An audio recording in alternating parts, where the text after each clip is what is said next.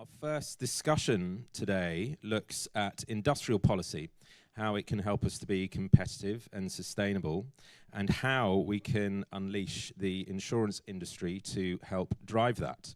So for that discussion, I'd like to welcome back to the stage Paul van Zijl with Peter Maurer, the president of the Basel Institute on Governance. Thank you very much.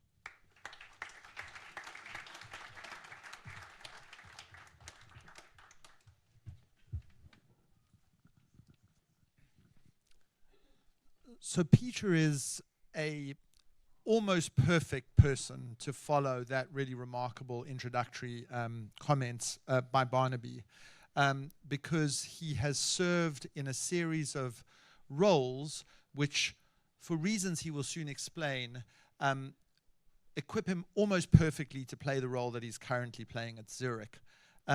Peter was a diplomat. He was Switzerland's ambassador to South Africa, where I got to know him. He then was elevated eventually to become Switzerland's foreign minister. He was the head of the International Committee for the Red Cross, so has spent a life in diplomacy and at the very top of the humanitarian world. Is at the Basel Institute and serves as a pivotal role in sustainability at Zurich. And so, Peter, I'd like to start by tracing what you think the through lines are between your past life as a diplomat and a humanitarian, your current life as thinking about insurance and sustainability in the ways that you do every day. Well, thanks a lot, Paul, and great to be here. I reflected a little bit what were the sort of key ideas over the last 20 or 30 years when I dealt mostly with fragile societies, conflict regions, and there are a couple of key ideas which I find again now being on the board of Zurich Insurance and doing governance work aside. And it very much ties to what Barnaby made the points in his introduction. I think first, I would say we all recognize that the big problems can't be solved if we don't take a solid preventive approach. Prevention becomes much more important than cleaning up the mess. I think we all agree that the dimensions of problem can be just mitigated or just by money or aid being mitigated enough. So it needs a solid prevention approach. I think the second is that also Barnaby mentioned in his introduction, we are confronted with serious protection gaps. Whether we look at conflict regions, at poverty, at climate change, the big issue is big protection gaps, and we need to fill them, and we don't actually know exactly how. The third issue, which I learned in my past life as a diplomat, that it is good to have global ideas and strategies, but it is even better to have local implementation. And the gap between global thinking, global response, and local implementation is absolutely critical, and here again I would say insurance is here to help us bridge the gap. And I would say the fourth one is that I got used to as a diplomat that people always lie, don't tell the truth, and reconfigure and disconfigure problems.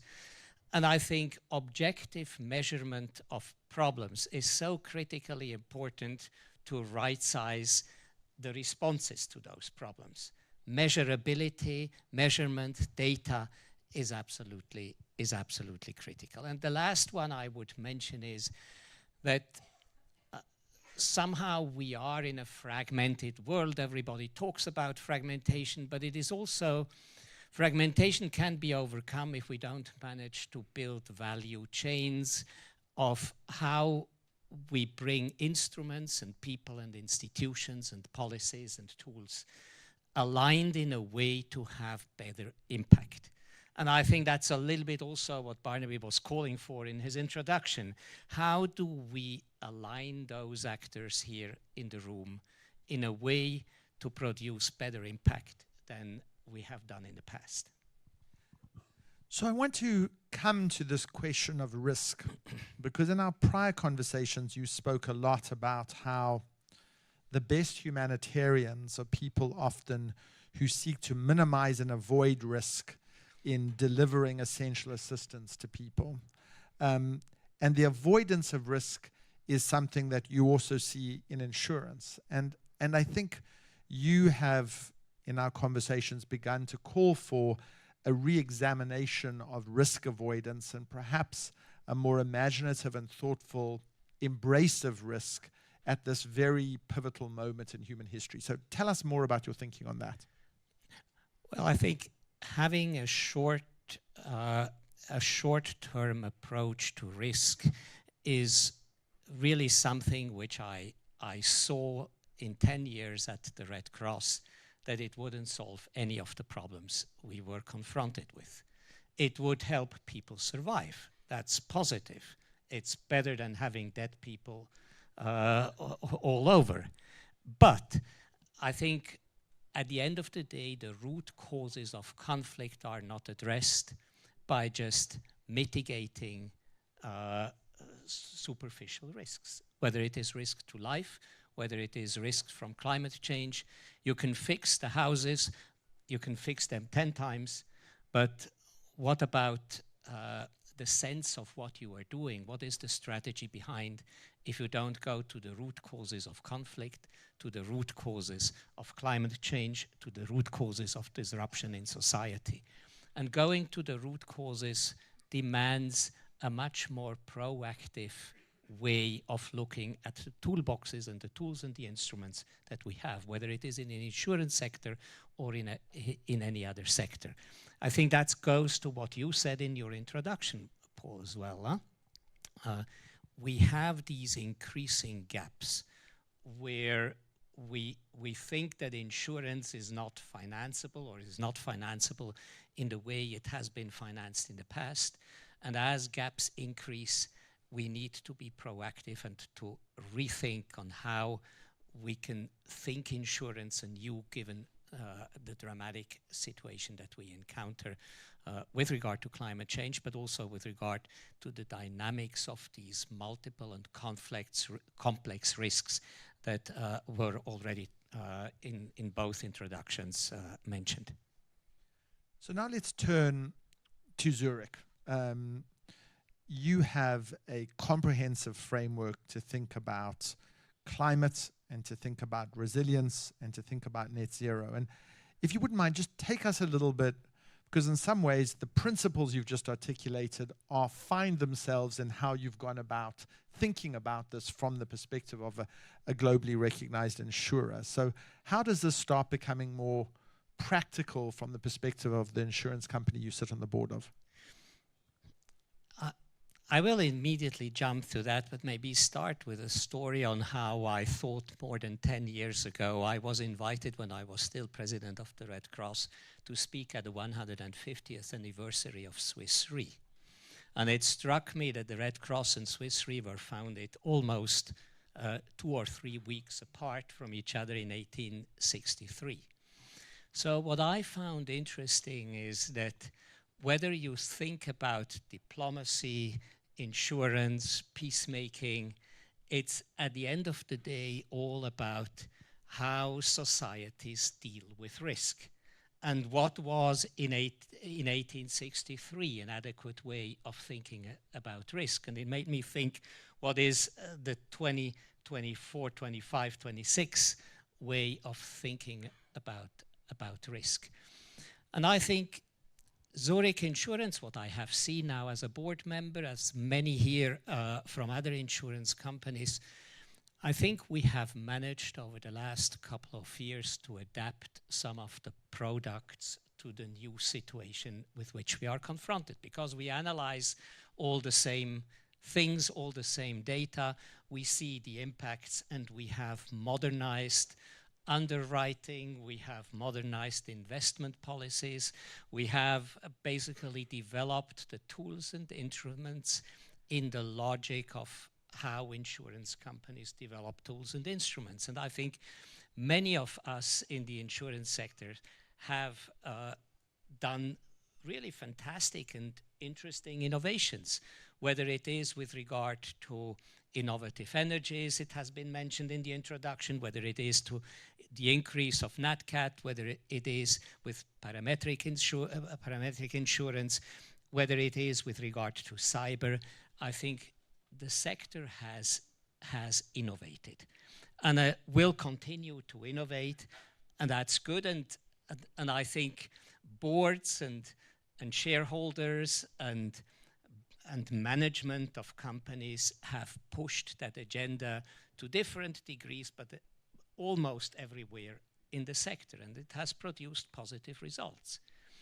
Where I think the big issue somehow is to think insurance more as the sort of last line of defense. And if insurance is the last line of defense, what can insurance do before the last line of defense comes?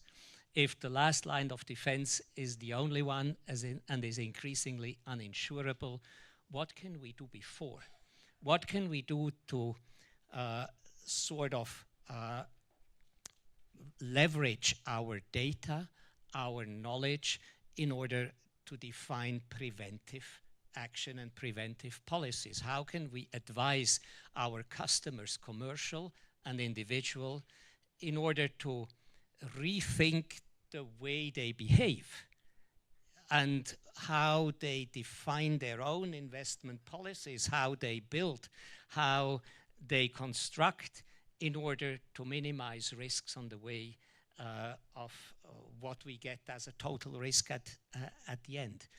And I think I would invite and hope that today we manage somehow not only to talk about the necessary innovation of the sector, and it will take some time to discuss these issues and how we make it profitable, and to talk about the dilemma of investing in this sector with the insecurity around. So these are serious issues to discuss. But I would also hope that we somehow think together how we can build resilient solutions out of the insurance sector. We have started to do it. I must say, in my experience coming to an insurance company late in my life, the most interesting discussion I had over the last 2.5 years at Zurich were with the risk engineers. And accompanying risk engineers to the sites, to the front lines on where they do their assessment, has been an incredible experience to me. And I think when you look on what they know and what they see as technicians, that's maybe where we get the ideas. What are the in-between walls of defense that we have to start to create? It's then really about, for instance, to give an example, consulting the city of Madrid on how they can make the city less warm in summer and eventually prevent high level of death rates in a city in Spain. We will see hundreds of cities which will need advice. So it's moving from just being an insurance company to advising customers on what kind of strategies would promise less risk at the end of the equation. And I think this is where I see the huge potential of the insurance sector. Nobody else has the data which allow us basically to define those policies and hedge all those risks on the way, and build the multiple defense structures that we need. It goes into advising customers on how to build. Maybe you don't build a car construction company when you know from your data that the flood risks are high. So you build it in another place or you build it differently. And I think all these advisory services will transform even more than innovation to respond to some of the immediate pressures. It will inform and reform the insurance sector, I'm convinced. Can you tell us a little bit about one of the things about the insurance industry? It has these huge pools of assets that it sits on because it takes in premiums, and if it does its job well, it doesn't pay out as much as it takes in, and it builds up pools of assets, and that becomes a source of the bankability and the reliability of insurance. And for that reason, this is a highly regulated space because you want insurers to be able to pay when bad things do happen. So this pool of assets is also could be creatively deployed towards the prevention goals that you've spoken about. And how have you thought about that at Zurich? What do you do? What are the principles that you use in investing the assets that you have? Well, as a management and as a board of a company, you can, in your investment policy, be more rigorous and set targets of sustainable investment. And we have done that with 6% targets, and we will adapt those targets to what is possible. And I do believe these setting the targets in the different sector, whether it is in underwriting, whether it is in investment, in your own operational businesses, it just also unfolds what the problem of capital is. There is a lot of capital here, but also a lot of pressure to invest it short term against profit expectations. Otherwise, you lose your investors. And what I have seen here in dealing in the insurance sector, dealing with climate change, is very similar to what I have seen in poverty reduction and conflict prevention beforehand as well. There is a patent lack of patient capital, which would be deployable to those long-term objectives, because the markets are still short-term. When the big difficulties and dilemmas we are confronting is that the chief financial officer needs to deliver results, and some of the investments into what would be the best way to be a resilient company are have just other time frames attached. And that's the reason why it is not so easy just out of the blue to say we do 1/3 or half of our investment sustainable, because it's also a careful balance that you have to take as a commercial company on how you balance the short and the long term, the profitability with the investment in global public goods, because what you save eventually will not appear in your books, it will appear in other books. And that makes these transformations so difficult. Can you tell us a little bit about the kind of resilience toolkits? When we were speaking beforehand, you listed a series of things that Zurich is doing in its kind of innovation hubs and what it's doing in its either quest to promote the path to net zero or to think about resilience in a more creative way. And I was struck by how interesting and new that was, and how it was like an innovation lab within an insurance company, and didn't feel old school and Swiss at all. It felt sort of kind of innovative and dynamic. Well, again, the interesting issue from a company's perspective is how you foster the spirit of innovation within the company, and how you basically bring it into a pathway where you honor innovative solutions towards those companies. For instance, in the performance management system, we have introduced sustainability innovation as one of the important measures. When you when you make it a performance measure, you start to foster innovation, and innovative ideas come forward. It is also, again, the question is how strong and how fast you can encourage those who do traditional businesses to think about innovative solution, and they will think about innovative solution also in terms of the readiness of customers to embrace innovative solutions, to go the way to innovative solutions, to make new business proposals. So as a risk engineer today, you need to calculate and to support your underwriters, and at the same time you have to retool your brain to become an advisor to the customer on resilient behavior. And that's a big issue. It's a big transformation to the sector, to an individual company, but there are tools in order to accelerate and to fasten, but you can't do that alone. You have somehow to be in an ecosystem where customers also push you and want you to come on board. So it's a dialogue issue, it's a vice versa issue. It's really a new set of also engaging with customers, not only as customers to whom you sell products, but also as customers whose needs you want to understand better.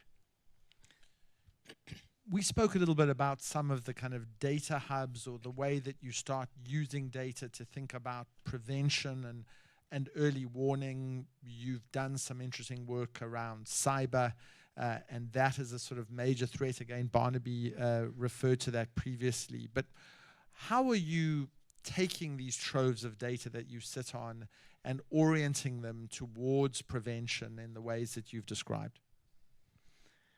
I think a couple of years ago, even before I joined Zurich, the strategic decision is to bring those data in the company together so that they are mineable.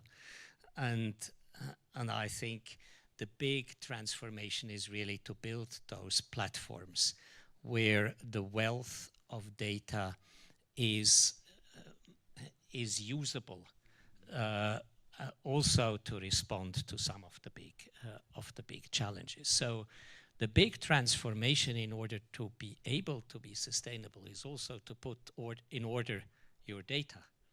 And if you don't have them somehow on a common platform, structured in a logic, then you still have it decentralized. And here again, I have been in different organizations doing very different things in my life, and the property of data is still a big inhibitor within companies in order to move forward. But I think we will come to the conclusion individually in all our companies that we can only move forward in resilient and sustainable solutions if we have data ready and available to really also apply artificial intelligence tools and more. Can you tell us a little bit about the investment decisions that Zurich makes, about what is excluded, what you've decided not to invest in, or if there are exclusions, particularly in a context where in the US it's now, with the fair access rules emerging, companies that prohibit certain kinds of investments get punished in certain state jurisdictions. And so the world is moving against these kind of prohibitions, and what that means for Zurich and how you think about the sorts of things you should or shouldn't be investing in as insurance companies.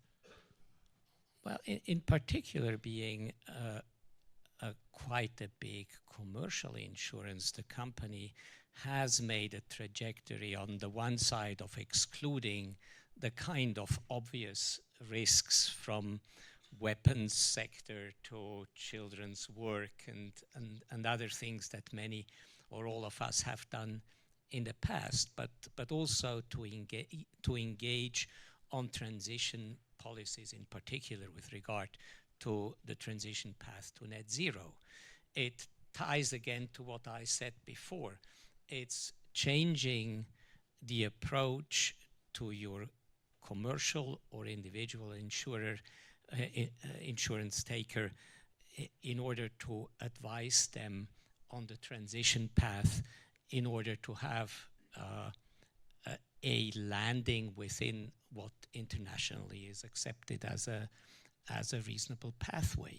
So we would exclude the sort of high polluters from insuring where evidence is so obvious that it is contrary to the policies and the practice with regard to fighting climate change and to the pathway to net zero. And we would engage into dialogue and paths to net zero with those customers. So it's a double-edged policy that we would engage to, of excluding the most serious polluters and engaging on a credible path to net zero. Given that you've been a foreign minister and a humanitarian, I'm tempted to ask whether, in the context of Europe rearming itself in relation to the threats posed by Russia, whether the exclusions on investing in arms are ones that one might want to think about more imaginatively, and whether the arms industry is always a force for evil as it may have been construed in the past. Yeah, that's a big issue, and I'm sure it will change to the extent that on the continent of Europe also the arms and weapons industry is much more structured dual use, and it's much more a driver for technological change. And obviously the strategic environment in which we are will fundamentally change, and so will some of the assumptions that we have had in the past, I'm sure.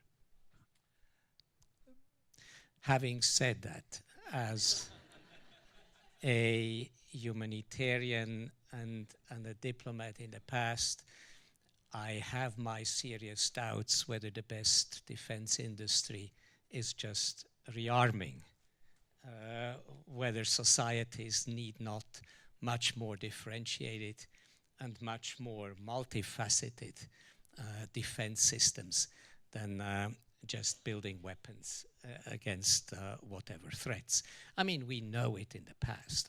Much more comprehensive security policy for society is more important than just building up defense industry. But I mean, I see the logic of where the mindset of politics is at the present moment, and I see the logic of your question that whatever changes will affect the way insurance thinks about insurability as well as exclusion from insurability.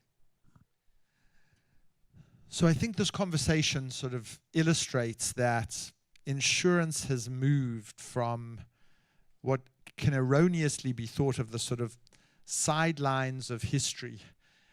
It never was, but it might have been in calmer times, into the very maelstrom, into the very center. Every debate, from arms to climate to resilience to prevention to humanitarian affairs, has some deep nexus to insurance.